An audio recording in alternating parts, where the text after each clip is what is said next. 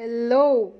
So our today's topic is chapter sexual reproduction in flowering plants. ठीक है ना? तो चैप्टर शुरू करने से पहले एक डिस्क्लेमर है.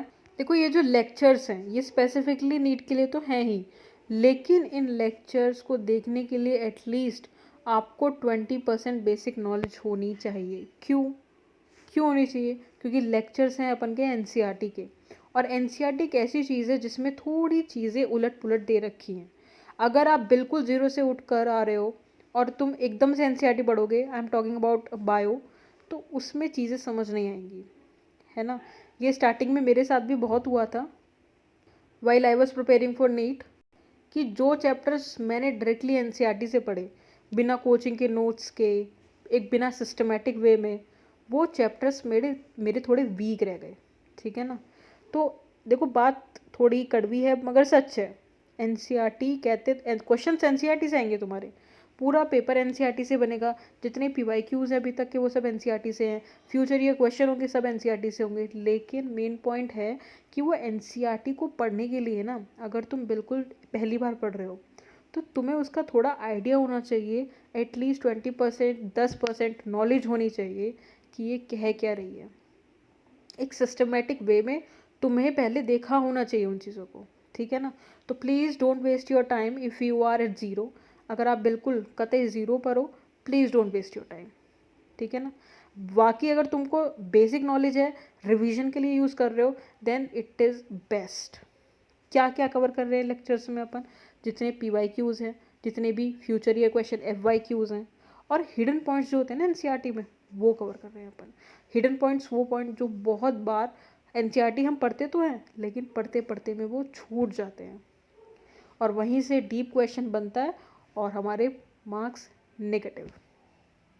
तो पूरी एनसीईआरटी देखेंगे अपन, है ना.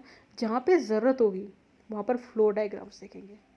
Flow diagrams when needed, otherwise पूरी एनसीईआरटी तो कर ही रहे हैं. ठीक है ना. एनसीईआरटी की काइंड ऑफ एक रीडिंग लगा रहे हैं अपन, जिसमें पूरा, और ये बेस्ट है, best for rapid revision. Revision के लिए तो I am 100% sure about it, ये बिल्कुल बेस्ट है. ठीक है ना. अदरवाइज तुम अगर बिल्कुल बेसिक पे हो, प्लीज़ देखो, आई डोंट वांट कि आप अपना टाइम वेस्ट करो यहाँ पे, है ना. क्योंकि वैसे ही पेपर इतना पास में, और मेरे को लगता नहीं है कि जो ये टाइम चल रहा है कि कोई बेसिक पे होगा, है ना. इट इज़ जनवरी लगता है, क्योंकि अब 3 महीने में बिल्कुल पेपर ही है. वो बेसिक वाला पढ़ाई अलग होती है. This is just a revision lectures. Okay, चलो. तो इन लेक्चर्स में कोई भी दिक्कत नहीं है वैसे. अगर तुम्हारा थोड़ा बहुत बेसिक क्लियर है, कोई प्रॉब्लम नहीं है, फिर please you are welcome.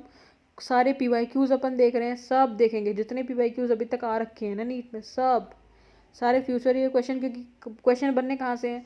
NCERT से. At the end question paper कहाँ से आएगा? एनसीईआरटी से. बिल्कुल. हिडन पॉइंट्स तो छूट ही जाते हैं, वो भी अपन देखेंगे.